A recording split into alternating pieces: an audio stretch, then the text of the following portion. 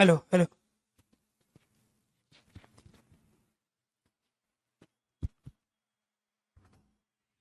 जी नमस्कार साथियों, good morning प्यारे दोस्तों, जय हिंद, वंदे मातरम, राधे राधे। आज की जो हमारी क्लास है उसमें टॉपिक चल रहा है हमारा तत्सम शब्दों की पहचान।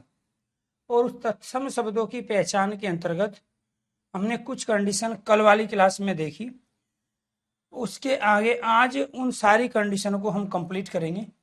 कल 8 कंडीशन हमारी कंप्लीट हो गई थी। इसके बाद 9वीं जो कंडीशन है वो है हमारी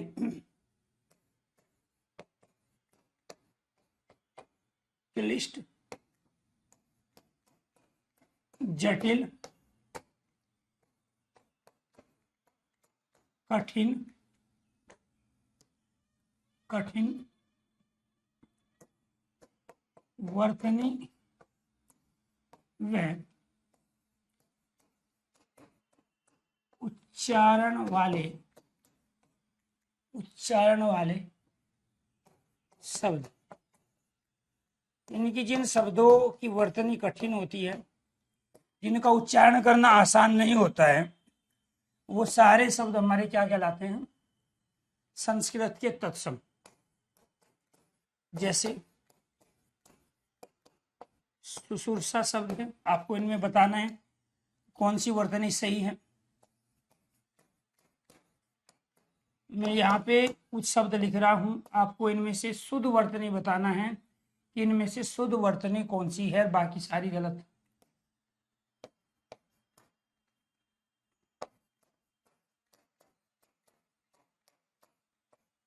सुश्रुत,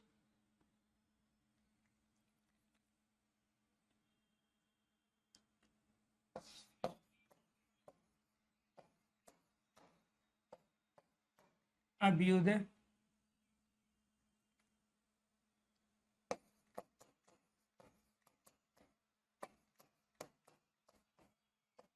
जी इन शब्दों की वर्तनी शुद्ध बतानी है, कौन कौन सी इसमें से शुद्ध है।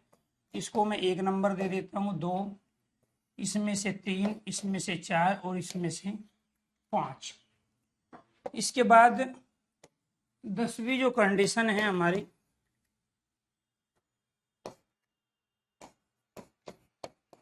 जिन शब्दों का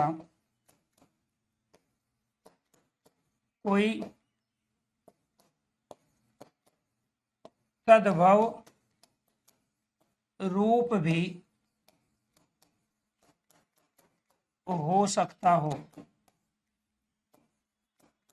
वो क्या कहलाते हैं? तत्सम शब्द कहलाते हैं।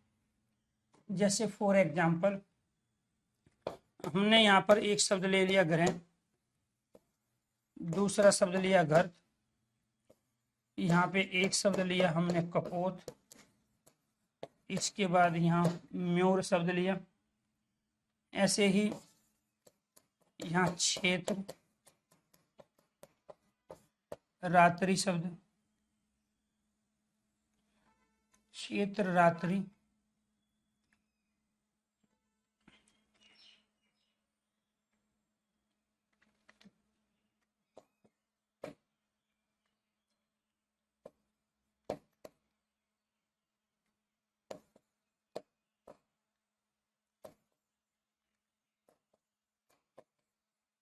पाक स्थाली, ये सारे के सारे हमारे तत्सम शब्द हैं। लेकिन यहाँ पर घर का क्या है? गृह का घर है। घर का क्या होता है? घी। कपोत का क्या होता है? कबूतर। मयूर का क्या होता है? मोर। क्षेत्र का तद्भव क्या होगा? खेत।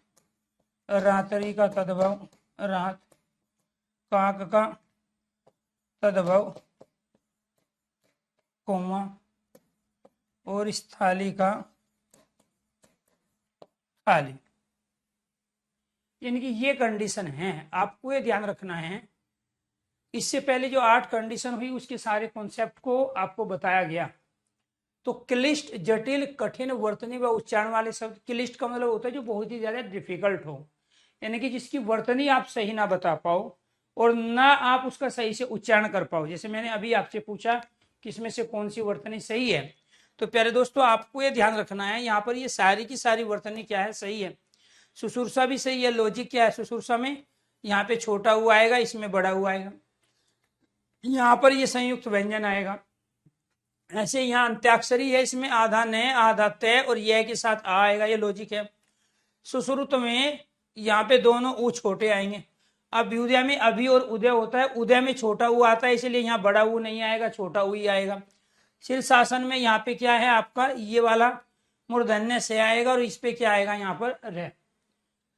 तो ये तत्सम शब्द इस वजह से भी है क्योंकि ये क्लिष्ट जटिल कठिन वर्तनी है, क्योंकि आप में से बहुत सारे बच्चों ने इनके राइट आंसर नहीं दिए। दूसरा, इनको उच्चारण करने में भी दिक्कत है, जबकि तद्भव जब शब्द होते हैं वो सरल सुगम आसान होते हैं। घर, घी, कबूतर, मोर, खेत, रात, कौवा और थाली का उच्चारण करने में आपको कोई दिक्कत नहीं है। तो ये सरल सुगम आसान शब्द जो होते हैं, जिनका आप रोजमर्रा की जिंदगी में ज्यादा प्रयोग कर पा रहे हो, वो शब्द आपके तद्भव होते हैं। जिनका प्रयोग आप कभी कभार करते हो तो वो प्राचीन शब्द आपके तत्सम कहलाते हैं और उनकी वर्तनी और उन्हें उच्चारण करने में वास्तव में कठिनाई होती है। इसी वजह से यहाँ पे दूसरी जो कंडीशन बनी कि जिन शब्दों का कोई तद्भव रूप भी हो सकता हो। गृह का तद्भव क्या है, घर है, तो इसलिए वो तत्सम हो गया। घृत है का घी हो गया, कपोत का कबूतर, मयूर का मोर है, क्षेत्र का खेत है, रात्रि का रात है, काग का कौवा, थाली का थाली है। इससे ये पता चल रहा है कि ज्यादातर जो शब्द होते हैं, आपको ये ध्यान रखना है कि इनसे मिलते जुलते होते हैं। कोई भी तत्सम का तद्भव रूप नया नहीं बनता है। इसमें घ है तो इसमें भी घ है, इसमें क है यहाँ पर, इसमें तय है यहाँ पर, ये रहा, इसमें मैं है यहाँ पर, इसमें रे है यहाँ पर, इसमें के स्थान पे हमने ख का प्रयोग किया और ये इसमें तय है, इसमें ये वाला तय है, इसमें ये रे भी है, इसमें ये वाला क का प्रयोग हुआ और इसमें हमने इसका प्रयोग कर दिया, इसको गायब कर दिया। तो इनसे हमें ये पता चला कि किसी भी तत्सम से जो तद्भव बनता है वो उससे मिलता जुलता होता है। कुछ शब्द ऐसे होते हैं जो एकदम नया रूप होगा, जैसे ग्रह का घर आ गया। अब इसमें कुछ नहीं है, ना इसमें है ना इसमें रे है, ना इसमें ग है। तो 1% शब्दों को छोड़कर 99% शब्द जो होते हैं वो तत्सम शब्दों से ही मिलते जुलते होते हैं। उनमें कुछ वर्णों का, कुछ मात्राओं का परिवर्तन होता है। दूसरी चीज आपको यह ध्यान रखना है कि यहां पर सुश्रुत का मतलब क्या है, जो सुनने में अच्छा लगे। सुश्रुत शल्य चिकित्सा का जनक भी है। अंताक्षरी जो अंतिम अक्षर से शुरू होती है अंताक्षरी है। सुश्रूषा का अर्थ क्या होता है, सेवा करना है। अब व्युदय का मतलब क्या होता है, नया उदय, जिसको उद्यमान भी कहते हैं, प्रोग्रेस कहते हैं। शीर्षासन अर्थात जो शीर्ष स्थल है आपका, अर्थात सिर जब उसको आप नीचे कर दो, पैर ऊपर, तो वो आपका शीर्षासन कहलाते हैं। तो अगर यहाँ तक क्लियर हो गई वो दोनों कंडीशन, एक बार सारे स्टूडेंट ओके कीजिए, यस कीजिए। आप में से कई बच्चों को अभी परेशानी है, ठीक है। तो ऐसी तो कोई प्यारे दोस्तों व्यवस्था नहीं है कि आप सूंघ के कैच कर लोगे कि ये क्लास लाइव चल रही है, रिकॉर्डिंग चल रही है। अब मुझे क्या करना पड़ेगा, जैसे प्राइमरी के बच्चों को पढ़ाते हैं ना, पहले बोर्ड पे आके ना यहाँ डेट लिखनी पड़ेगी कि आज की जो तिथि है वो तिथि है जी आपकी 19/3/2025 और अभी समय हुआ है 8:21 और ये 8:21 किसके हो गए हैं, सुबह के हो गए। और सुबह को क्या कहेंगे हम, प्रातः भी कहेंगे, ठीक है जी। इसको इंग्लिश में मॉर्निंग बोलते हैं, ठीक। तो इस तरीके से अगर आप पढ़ना चाहोगे तो सिलेक्शन कहाँ से ले लोगे आप, जब आपको अभी से यही दुविधा है कि क्लास रिकॉर्डिंग है कि लाइव है, ठीक है। तो इसका मतलब आपका ध्यान पढ़ने में नहीं। और ऐसे बच्चे मैं कह रहा हूं कि सिर्फ बहुत ज्यादा अपनी एनर्जी और बहुत ज्यादा अपने विचार ऐसे सब्जेक्ट में खर्च कर देते हैं लाइफ में, जो उनकी लाइफ का हिस्सा होते ही नहीं। तो इसीलिए आपसे रिक्वेस्ट है, गुजारिश है, जब पढ़ने आए तो केवल पढ़ने दे। अगर कोई रिकॉर्डिंग क्लास है, मैंने कल भी बोला था आपको, मैंने आज तक 5 साल से मैं ऑनलाइन पढ़ा रहा हूँ और 15 साल से ऑफलाइन। मैंने कभी भी किसी में, मैं क्लास ऑफ करा सकता हूँ, लेट ले सकता हूँ, लेकिन कभी भी आज तक कोई क्लास यूट्यूब से लेके ऐप पर यार दोस्तों रिकॉर्डिंग नहीं चलाई। जब देता हूँ तो वो कह के देता हूँ। जैसे लाइव बैच के साथ कई बार मैं रिकॉर्डिंग बैच भी फ्री कर देता हूँ बच्चों की पढ़ाई को देख के। इसलिए आप थोड़ा सा इन सब चीज़ों से बाहर आके कॉन्सेप्ट को क्लियर किया करो। जो डाउट बनता है तो उस डाउट पे रहा करो। चलो जी, इसके बाद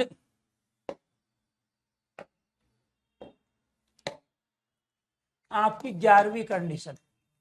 11वीं कंडीशन क्या है जी आपकी?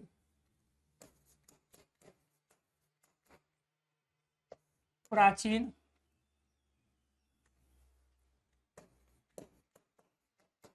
वे प्राचीन शब्द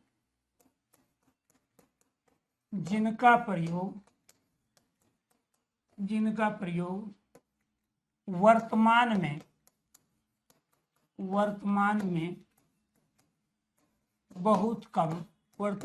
बहुत कम किया जा रहा हो, वो क्या कहलाते हैं? वो कहलाते हैं आपके प्यारे दोस्तों तत्सम शब्द। जैसे हमने यहाँ प्रयोग कर लिया उमुष्ट, तो उमुष्ट किसे कहते हैं? ऊंट को कहते हैं। तो ये आपको ध्यान रखना है। ऐसे ही हमने अश्व प्रयोग किया, तो ये भी हम बहुत कम प्रयोग कर रहे हैं। हमने चटका का प्रयोग कर लिया, ऐसे ही हमने चषक का प्रयोग किया है, ऐसे ही हमने यहाँ पर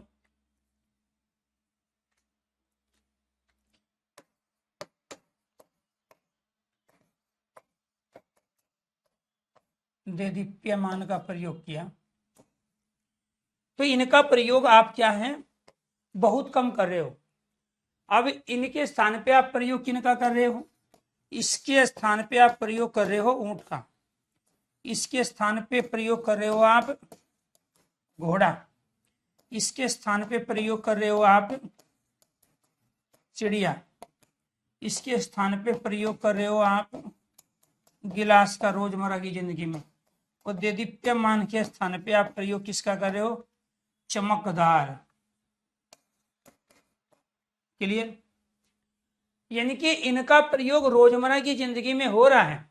इसका मतलब है कि ये ऊंट, घोड़ा, चिड़िया, गिलास, चमकदार, ये सब हिंदी के है, तद्भव शब्द है। और ये जो ऊंट है, आज तक ऊंट को देख के आपने कभी कहा कि ये ऊंट जा रहा है, ठीक है? घोड़े को देख के आपने कहा कि ये अश्व जा रहा है।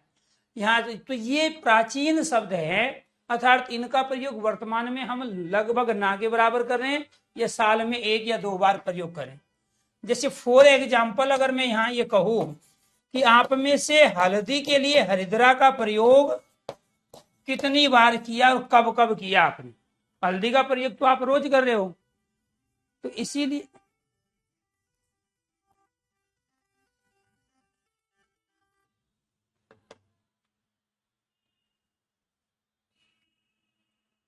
तो हल्दी का प्रयोग आप रोज कर पा रहे हो, लेकिन हरिद्रा का प्रयोग आपने बहुत लंबे समय से नहीं किया। ये आपका तत्सम हो गया और ये आपका तद्भव हो गया। इसके बाद 12वीं कंडीशन, वेद, शास्त्र, पुराण, रामायण, महाभारत आदि संस्कृत के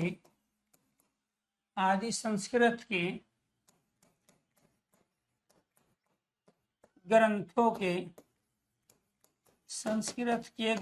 के शब्द, ये क्या कहलाते हैं?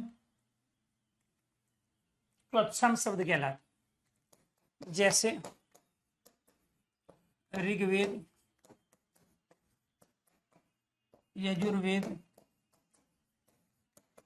सामवेद,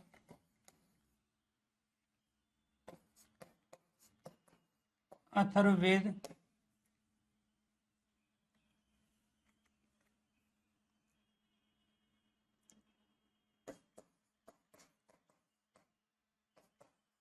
विश्वामित्र। पहले पुराण ले लेते हैं।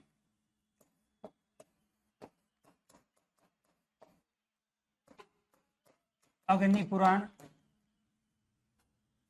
मार्कंडेय पुराण,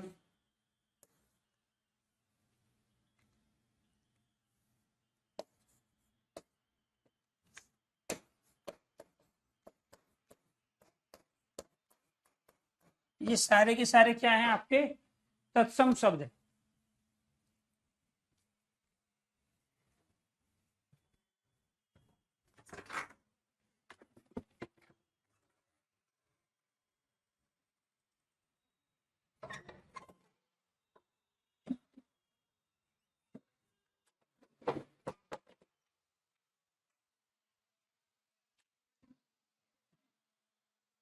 ये सारे के सारे क्या है जी आपके तत्सम शब्द हैं।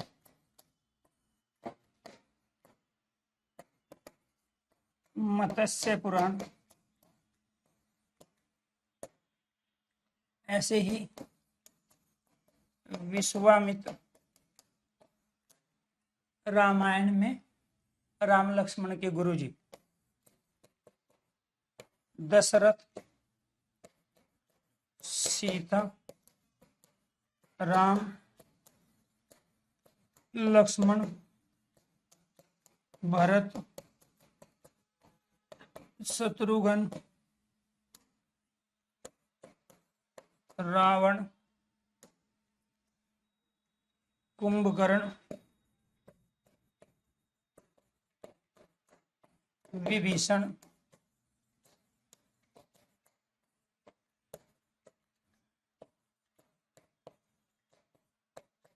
युधिष्ठिर अर्जुन कर्ण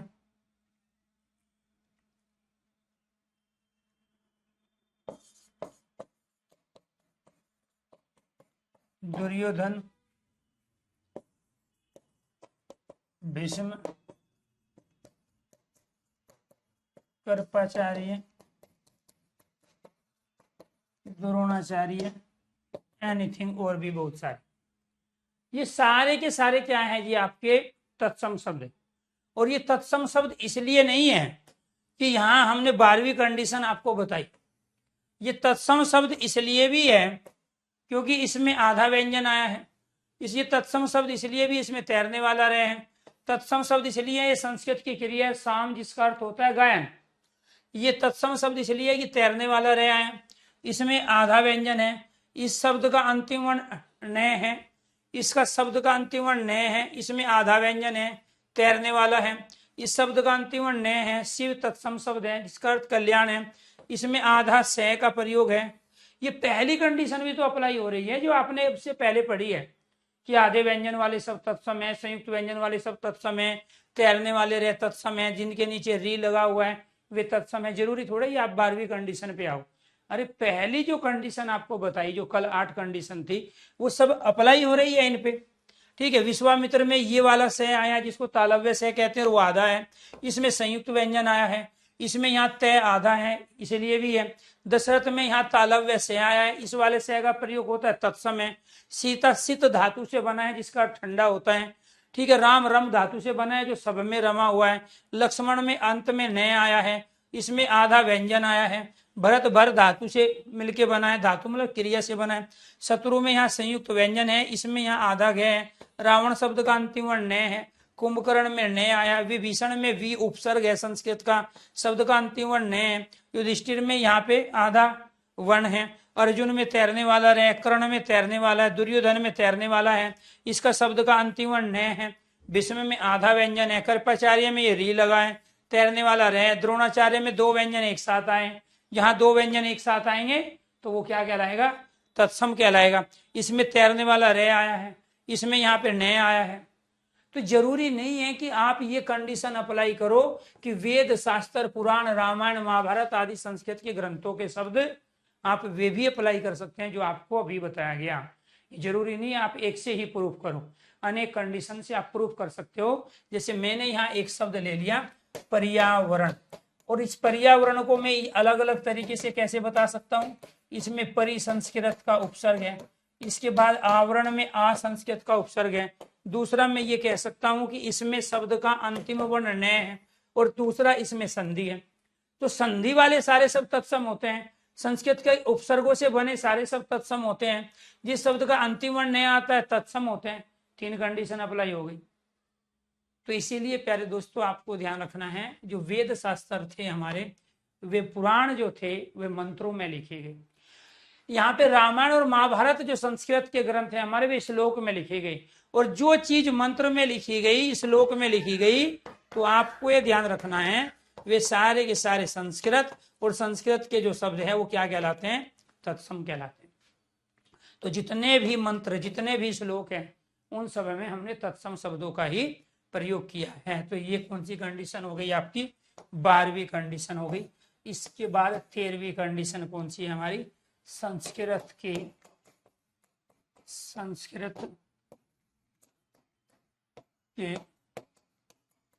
उपसर्ग से बने शब्द। जिस भाषा के उपसर्ग होंगे शब्द भी उसी भाषा के होंगे। तो संस्कृत के उपसर्ग से बने शब्द, जैसे संस्कृत में हम आ उपसर्ग का प्रयोग करते हैं, मूल रूप से आंग होता है लेकिन इसका आ शेष बचता है। ठीक है, ऐसे ही हम यहाँ पर औ का प्रयोग करते हैं, अप का प्रयोग करते हैं, अति का प्रयोग करते हैं, अधि का प्रयोग करते हैं। ठीक है जी, अभी का प्रयोग करते हैं, अभी, और अन का प्रयोग करते हैं। तो ये सारे के सारे क्या है? आपके संस्कृत के उपसर्ग है। इनसे जो शब्द बनेगा वो क्या बनेगा? आमरण शब्द बन गया। इससे अवमानना, अवमानना, इससे अपमानित, अपमानित शब्द है। इससे अत्याचार है। इससे शब्द बन गया अध्यक्ष, ये अधि और अक्ष से मिला के बनता है अध्यक्ष, ये अधिकार। इससे शब्द बन गया आपका यहाँ पे अभ्युदय, अभिमान भी शब्द बनेगा, अभिमान, अभ्युदय। और इससे शब्द बन गया आपका यहाँ अनुचित, अन और उचित, अनुचित। ये सारे के सारे तत्सम। मैं तो एक एक एग्जाम्पल दे के बता रहा हूँ, इससे भी बहुत सारे शब्द है। महाभारत तत्सम शब्द है। तो इसीलिए आपको ये ध्यान रखना है कि जिस भाषा के उपसर्ग होंगे शब्द भी उसी भाषा के हैं। और संस्कृत में हम 22 उपसर्गों का प्रयोग करते हैं। यहाँ तो मैंने कुछ एग्जाम्पल दी। तो इसलिए जब आप उपसर्ग वाला टॉपिक पढ़ोगे, प्रत्यय वाला टॉपिक पढ़ोगे, तो उससे और चीजें आपकी आसान होगी। तो जिस भाषा का उपसर्ग है शब्द भी उसी भाषा का है। इसके अलावा हम किस उपसर्ग का प्रयोग करते हैं? हम नि उपसर्ग का प्रयोग करते हैं। ये आपको ध्यान रखना। सु उपसर्ग का प्रयोग करते हैं, कु उपसर्ग का प्रयोग करते हैं, पर का प्रयोग करते हैं, परी का प्रयोग करते हैं, परा का प्रयोग करते हैं, उप का प्रयोग करते हैं। उपमान बनता है, ठीक, उपमेय बनता है, पराक्रम, पराभव, पर्यावरण, ठीक है, परिभ्रमण है, इससे प्रवेश, प्रकाश है, कुपुत्र, सुपुत्र, इससे नि शब्द। तो ये सारे क्या है आपके? ये सारे के सारे आपके उपसर्ग हैं संस्कृत के। और जिस भाषा का उपसर्ग होगा शब्द भी उसी भाषा का होगा। इसके बाद में आपकी कंडीशन है संस्कृत के प्रत्यय से बने शब्द। संस्कृत के प्रत्यय से, संस्कृत के प्रत्यय से बने शब्द, संस्कृत के प्रत्यय से बने जो शब्द हैं वो क्या कहलाते हैं हमारे? वे संस्कृत के कहलाएंगे। संस्कृत के प्रत्यय से बने शब्द। तो संस्कृत के प्रत्यय क्या है जी? जैसे हमने यहाँ पे प्रयोग किया, तत्वा का प्रयोग किया है, तत्वतु का प्रयोग किया है, सानस्य का प्रयोग किया, तुमुन का प्रयोग किया, अनियर का प्रयोग किया, और कितिन का प्रयोग किया, एनीथिंग, और भी बहुत सारी। ये ऐसे शब्दांश है जिसका खुद का कोई मीनिंग नहीं होता है। अब इनका प्रयोग कहाँ होता है? संज्ञा, सर्वनाम, विशेषण, क्रिया शब्दों में होता है। इनका प्रयोग कहाँ होगा? संज्ञा, सर्वनाम, विशेषण, क्रिया शब्दों में। जैसे अब यहाँ पर 15वीं कंडीशन ले लेते हैं। संस्कृत की धातु, संस्कृत की धातु अर्थात क्रिया से बने शब्द हमारे क्या कहलाएंगे? संस्कृत के कहलाएंगे। अब कैसे हम संस्कृत की क्रिया धातु का प्रयोग करेंगे वो देखो। यहाँ पर हमने गम धातु ली, गम का मतलब जाना होता है, गम धातुली और इसमें क्या लगाया, कतवा प्रत्यय, तो इससे क्या शब्द बनेगा, गतवा। ऐसे ही हमने यहाँ पे प्रयोग किया है, श्री शब्द का प्रयोग किया, तो यहां पर इसका क्या होगा, लक्ष्मी शब्द ले लिया हमने और इसमें कतवतु का प्रयोग कर लिया और इससे क्या हो जाएगा, लक्ष्मीवान, लक्ष्मीवान। यहाँ पे हमने प्रयोग कर लिया श्री, इसमें सानस्य का प्रयोग किया, सानस्य का, इससे क्या शब्द बनेगा आपका, श्रीमान। ऐसे ही हमने यहाँ पे पट का प्रयोग कर लिया और इसमें प्रत्यय लगाया हमने तुमन, तो इससे शब्द क्या बन जाएगा, पठी तुम।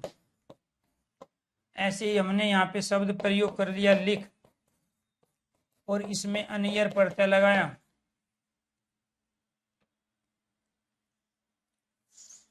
या पट का ही प्रयोग कर लिया, अनियर प्रत्यय लगाया, तो इससे शब्द क्या बन जाएगा आपका,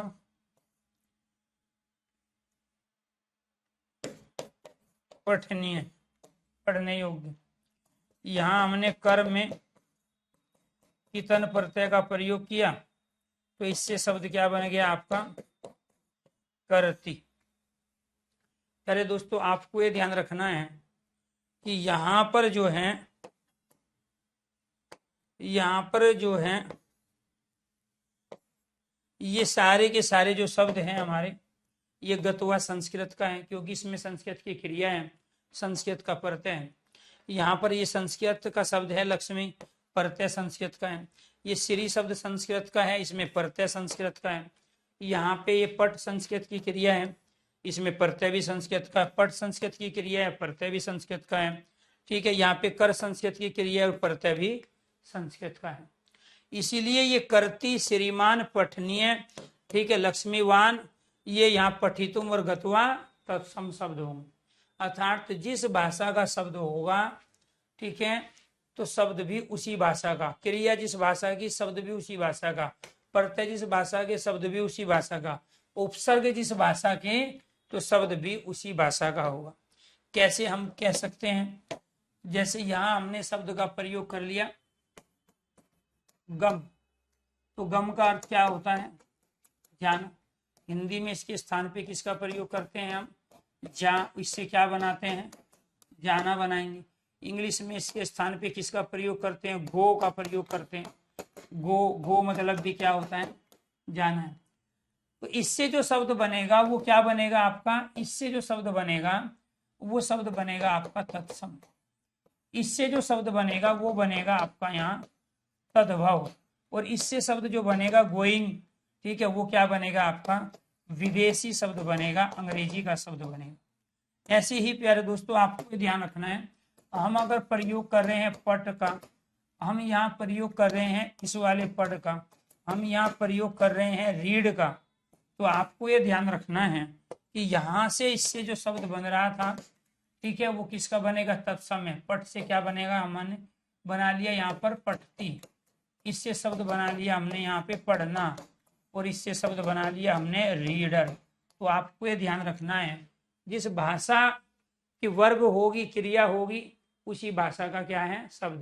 तो ये आपको ध्यान रखना है प्यारे दोस्तों, कि यहाँ ये जो कंडीशंस हैं, ये आप अप्लाई करोगे तो चीजों को पहचान पाओगे। ठीक है, जैसे फॉर एग्जाम्पल एक शब्द हमने क्या ले लिया, क्रीड ले लिया। अब इस क्रीड से हमने यहाँ पे शब्द क्या बनाया, क्रीडति, तो ये संस्कृत का बन गया। इसी को हिंदी में क्या कहते हैं हम, खेल है, और इसी खेल से हमने क्या बनाया, खिलाड़ी, तो ये आपका तद्भव हो गया।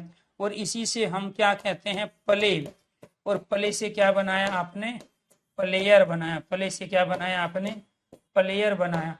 तो ये जो आपके शब्द बने हैं, ये आपका तत्सम बना है, इससे आपका तद्भव शब्द बना है, हिंदी का शब्द बना है, और ये शब्द आपका विदेशी अर्थात अंग्रेजी भाषा का शब्द बना है। तो वर्ब जिस भाषा की होगी, क्रिया जिसकी होगी, शब्द भी उसी का होगा।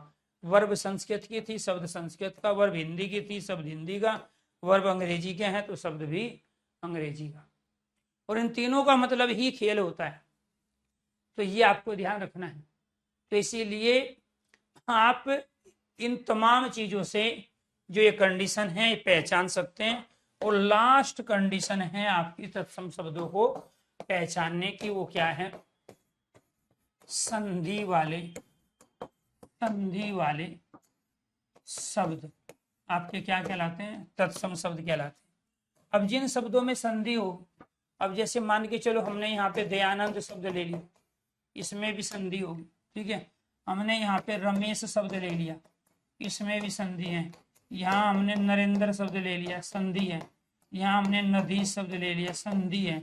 यहाँ हमने भानुदय शब्द ले लिया, तो भानुदय में क्या है? यहाँ संधि है। यहाँ पर हमने पितृण ले लिया, ये भी संधि है। यहाँ हमने सदाचार, यहाँ सदाचार शब्द ले लिया, इसमें भी संधि है। यहाँ जगन्नाथ शब्द ले लिया, इसमें भी संधि है। और यहाँ हमने पवन शब्द ले लिया, यहाँ इसके बाद में यहाँ हमने पावन शब्द ले लिया, यहाँ नयन शब्द ले लिया, तो ये क्या है? आपकी संधि है। ऐसे ही यहाँ पर हमने शब्द ले लिया निर्धन शब्द, ये क्या है? आपके संधि है। यहाँ दुस्साहस शब्द ले लिया, दुस्साहस, तो ये भी क्या है? आपका संधि है, दुस्साहस। तो संधि के जितने भी एग्जाम्पल होते हैं वो सारे के सारे पर दोस्तों तत्सम होंगे। क्यों होंगे? संधि होती है दो पुराने शब्दों के निकटवर्ती वर्णों के बीच में। जैसे हमने एक दया ले लिया और दूसरा आपका आनंद ले लिया। इधर से आपका आ आया है, इधर से भी आ आया है, दोनों मिलके क्या बना? आपका आ बना। इसीलिए दयानंद में यहाँ पे ये आया है। तो ये दया शब्द और आनंद शब्द दोनों ही अपने आप में प्राचीन पुराने संस्कृत के शब्द हैं। और इनसे बनने वाला नया शब्द क्या होगा? जैसे अभी आपने परि और आवरण को मिलाया था तो उससे पर्यावरण बना। तो पुराने शब्द जिस भाषा के रहेंगे उनसे बनने वाला नया शब्द भी उसी का होगा। ये रमेश कैसे बनता है? रमा और ईश है। तो जब रमा और ईश दोनों संस्कृत के हैं तो इनसे बनने वाला नया शब्द भी संस्कृत का होगा। नर और इंद्र से मिलके बना है। तो ये दयानंद है, ये क्या है? ये दीर्घ संधि, स्वर संधि का उदाहरण। ये गुण संधि, नदी से दीर्घ संधि है। भानुदय दीर्घ संधि है। पितृण दीर्घ संधि है। ये व्यंजन संधि है। ये अयादि संधि के उदाहरण है। और ये दोनों के दोनों विसर्ग संधि के उदाहरण है। तो यानी कि संधि के जो एग्जाम्पल है अर्थात दो पुराने शब्दों के दो निकटवर्ती वर्णों के मेल को हम संधि कह रहे हैं। तो जब हम पुराने शब्दों से वर्ण निकालते हैं और उन वर्णों से नया वर्ण बनाते हैं तो शब्द की संरचना को छोटा करता है। लेकिन जो पुराने शब्द जिस भाषा के होंगे नया शब्द भी उसी भाषा का होगा। इसलिए संधि वाले जो शब्द हैं वो भी क्या कहलाते हैं? तत्सम शब्द। अगर तत्सम शब्दों की ये सारी कंडीशन समझ में आ गई तो एक बार सारे स्टूडेंट ओके कीजिए, यस कीजिए। और दूसरी कंडीशन हमारी क्या है? तद्भव शब्दों की पहचान। क्या है? तद्भव शब्दों की पहचान। तत्सम शब्द आपके कंप्लीट हो गए। तद्भव शब्दों की पहचान। तद्भव शब्दों को कैसे पहचानोगे? ठीक है जी, इनकी शॉर्ट ट्रिक क्या है? तद्भव शब्दों को पहचानने की शॉर्ट ट्रिक क्या है? पहली कंडीशन क्या है? अर्धचंद बिंदु, अर्धचंद बिंदु,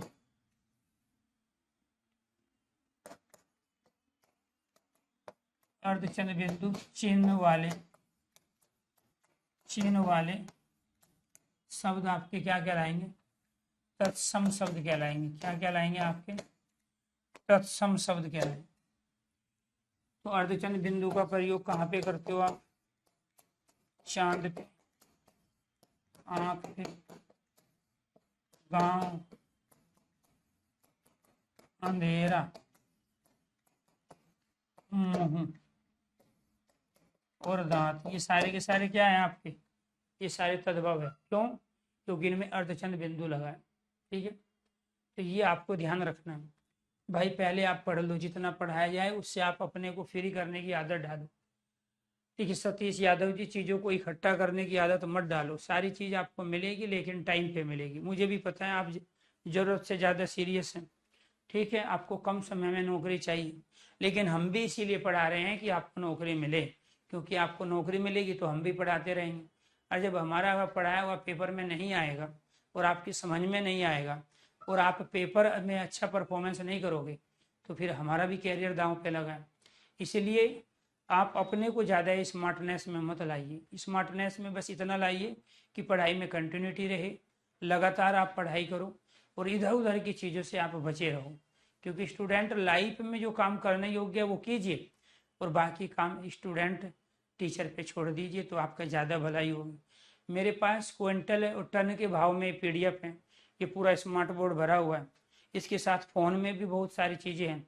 इसके अलावा जो टेक्निकल टीम है हमारी, उनके पास जो सिस्टम है जहाँ से टाइप होकर कंटेंट आता है, उनके पास भी सब कुछ मेमोरी फुल हो चुकी है।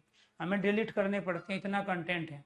लेकिन यहाँ वो चीज़ चल रही है जो आपके पेपर में।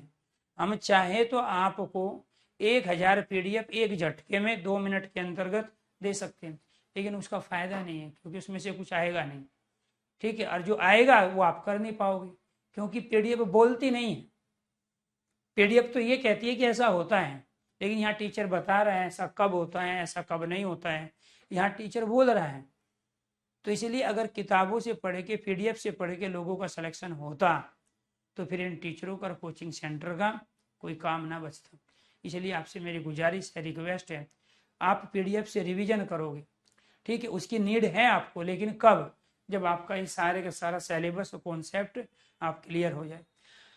हर 100 बच्चे में से 80 बच्चों को पता ही नहीं है कि पढ़ने का बेस्ट तरीका क्या है। हर 100 में से 80 बच्चों को ये पता ही नहीं है कि उसको शुरुआत किस तरीके से करनी है पर्टिकुलर किसी सब्जेक्ट में। हर 100 में से 80 बच्चों को सिर्फ इन्वॉल्व होना है, लेकिन उस कार्य में सफलता कैसे मिलेगी इसके बारे में उसके पास कोई प्लानिंग नहीं है। और यही सिलेक्शन न होने के सबसे बड़े कारण है। मतलब आपने इतिहास पढ़ा है 1857 की क्रांति के कारण, और उसमें अनेक कारण थे, और आपने जब अनेक कारण थे उसमें 4-5 याद कर ले, ये भी था, ये भी था, ये भी था। फिर रूस की क्रांति क्यों हुई, मतलब ये क्वेश्चंस तमाम आप पढ़ते रहे प्राइमरी से लेके अपर प्राइमरी 10-12 तक, और उसमें आप जो भी समस्या थी, जो भी चीजें हुई है, ठीक, उसके कारण में आप गए थे। घर में कोई समस्या आई तो उसके बाद जो दोबारा से वो नुकसान ना हो, आपने उस चीज को दुरुस्त किया। लेकिन पढ़ते समय ऐसी कोई प्रक्रिया, कोई प्रोसेस आपने फॉलो किया ही नहीं। बस आने दो, इधर से भी आने दो, इधर से भी आने दो, यूट्यूब से भी आने दो, किताब से भी आने दो, PDF से भी आने दो, और भांति भांति के टीचरों से भी आने दो, आने दो। अब मेमोरी कितनी दी है भगवान ने, कोई मतलब ही नहीं है, वो तो ओवरफ्लो हो चुकी है। उसमें कुछ भी हम डालेंगे अच्छी चीज बाहर आएगी निकल के, उछल के। क्यों? घड़ा पहले से ही भरा हुआ है, समझाएंगे क्या? आपने पुराने समय के गुरुजी देखे थे? दयानंद के गुरुजी का नाम था विरजानंद, ठीक है, विवेकानंद के गुरुजी का नाम था रामकृष्ण परमहंस। उन दोनों व्यक्तियों ने, पता है विवेकानंद दयानंद को क्या बोला था जब वो शिक्षा जी मुझे शिक्षा दे दो आप, ठीक है?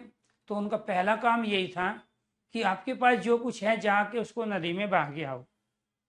उनके पास किताबें थी 2-4, ठीक है, वो गए, अपनी पोटली उठाई और जाके नदी में फेंक के चले आए। वो बोले जी सब फेंक आया। फिर बोले कि नहीं, जाओ दोबारा से नदी में बहा के आओ, आपके पास जो भी है। उनको एक नहीं बल्कि 2 से 3 बार भेजा।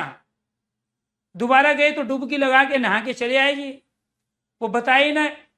तो उनको यही कहा कि आपके पास जो कुछ है, मैं किताब को नहीं कह रहा हूं, मैं नदी में नहाने को नहीं कह रहा हूं, आपके पास जो कुछ है उसका सीक्वेंस नहीं है, आपके पास जो चीज है उसका लॉजिक नहीं है, आपने वो चीजें रट्टी हुई है, उसका पीछे का कोई बैकग्राउंड आपके पास नहीं है, मैं उसको फेंकने के लिए कह रहा हूं।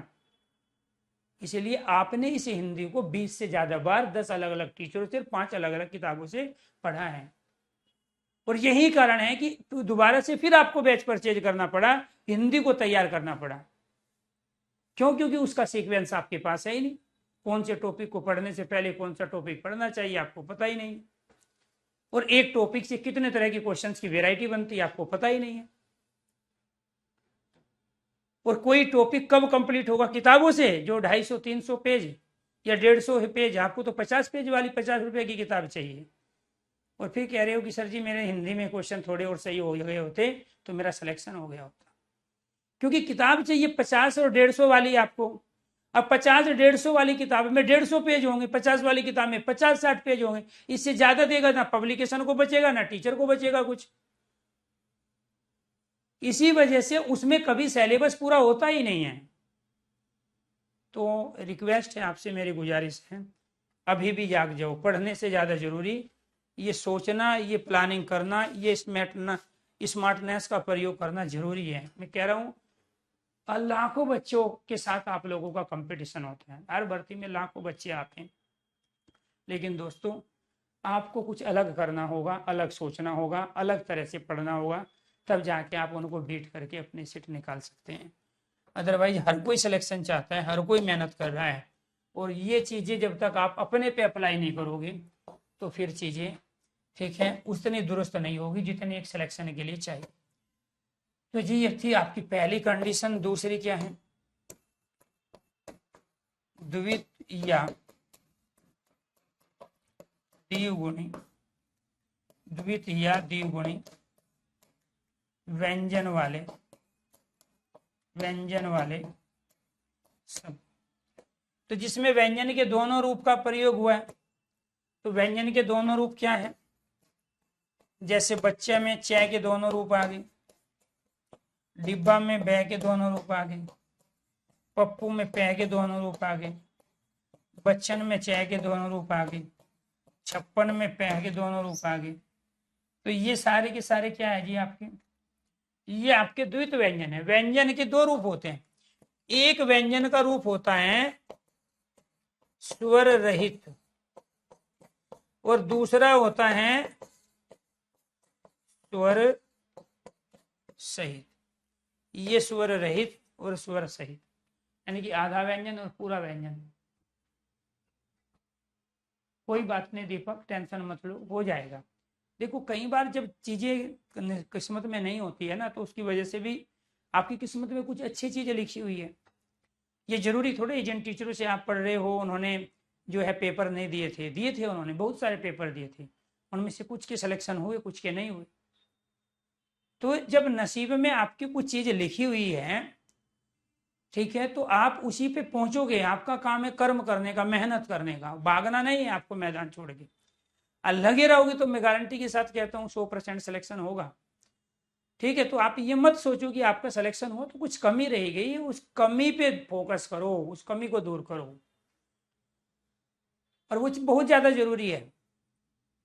ठीक है जी, तो इसीलिए आपकी क्लासें अभी इतना समय हुआ ही नहीं कि आप टेंशन लेने लग जाओ। अभी ऐसी कोई परीक्षा नहीं है जो अभी 4 दिन पहले 10 दिन के बाद जो है आपकी परीक्षा होने वाली है।